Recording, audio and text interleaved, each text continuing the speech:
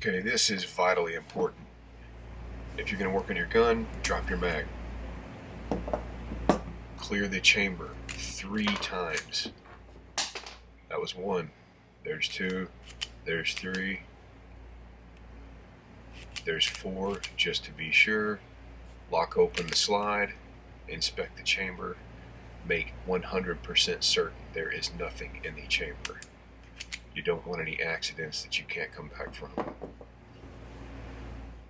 Set your oven to 290 degrees, somewhere between 3 and 4 minutes, whatever suits you. When it comes out, you'll see it's all floppy,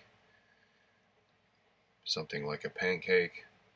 Put whatever you're going to mold on the inside, throw it in in my case, a homemade clamshell with the high density, high temp foam.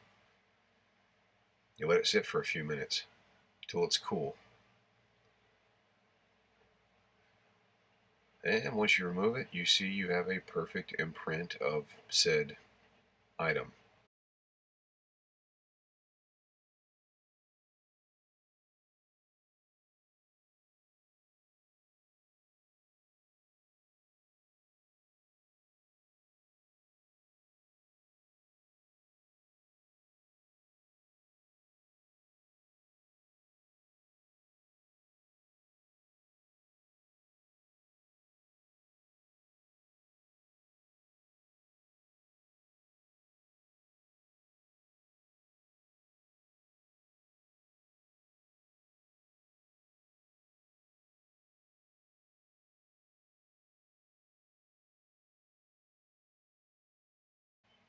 If you'll notice the way I ground this, I left a lot of material below the barrel because I'm going to put a laser on there, so I wanted to be able to have enough material so once I form it again with the laser on there, it'll work great.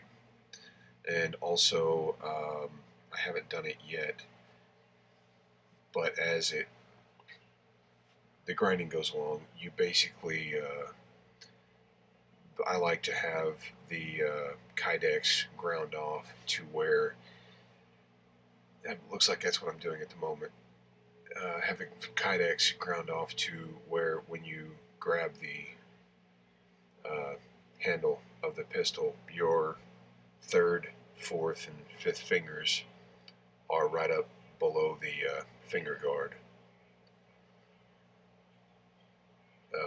But it still leaves the entire trigger guard and the trigger completely covered, as well as the mag dump. That way you don't accidentally squeeze one off or dump your mag. I made this for an inside the waistband concealed carry, and I put the holes too high. So I had to go back, flatten out the initial holes, and redo it, and put the belt clip just a little bit lower.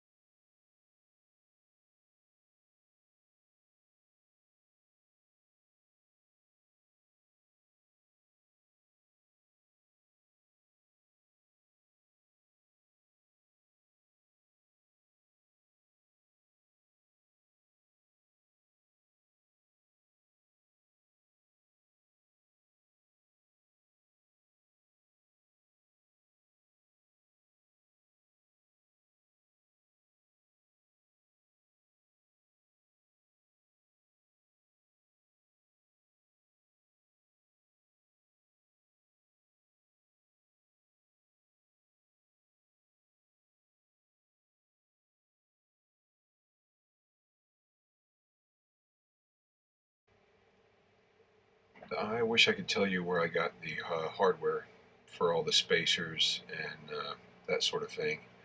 I do not remember. I know I got them off of YouTube. This right here was a total pain in the rear end. The connectors where the uh, belt clip clipped on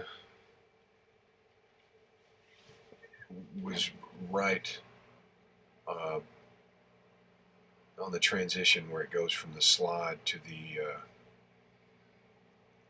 where the shell ejects, and it was a beating trying to get that uh, what I needed.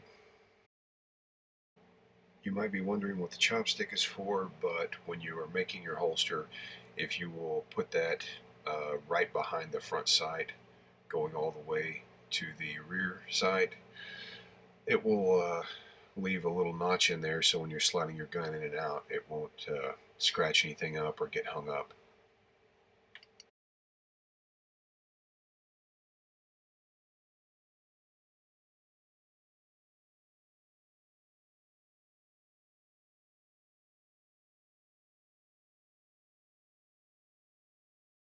So before I show you this, you notice I've already cleared the mag well,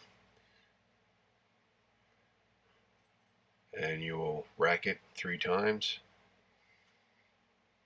lock the slide open, make 100% certain that there's nothing in the chamber, and there isn't. So you can see I've got the belt piece moved to the correct position now, and you'll notice that I ground off enough of the Kydex so that your last 3 fingers are right where they need to be, so when you pull it out it's a real clean draw. Your fingers all end up where they should be. You can see that the mag dump button is covered, of course, as well as the trigger.